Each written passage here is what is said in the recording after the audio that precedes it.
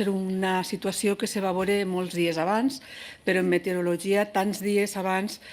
simplement és una situació que cal seguir perquè encara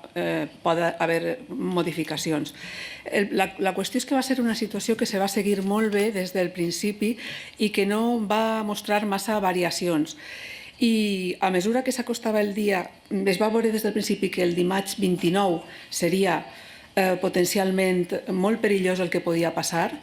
i ja el divendres podíem començar a confiar en que hi havia una alta probabilitat de que es complira, perquè en meteorologia sempre funcionem en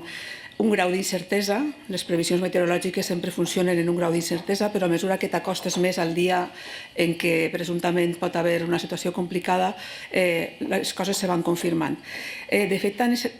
es veia tan clar i sobretot es veia que era una situació de tal impacte que en la televisió autonòmica valenciana pública, el divendres avisàrem a la direcció per a que es preparara per al que havia de passar el dimarts, perquè se veia que era molt probable que la pluja que anava a ser torrencial caiguera en les capçaleres dels rius, no vora mar, sinó en les capçaleres altes i mitjanes dels rius, amb la qual cosa el perill de riuades era molt elevat. Pot haver precipitacions d'una intensitat tal que posen en perill la població i que posen en perill a béns i persones. Es veien uns acumulats en alguns models meteorològics molt exagerats, de més de 400 litres per metre quadrat. Això els meteoròlegs ho hem d'agafar en pinces perquè no vol dir que un model t'assenyale aquesta quantitat de precipitació siga la que acaba complint-se. Però ja de moment hi havia alguns que assenyalaven unes quantitats desmesurades, que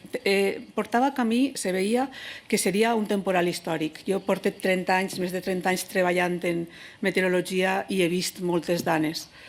I se veia una cosa que era fora de lo comú, que tindria un impacte molt alt. De fet, en els espais del temps de la televisió autonòmica d'Apunt, ja el cap de setmana estàvem dient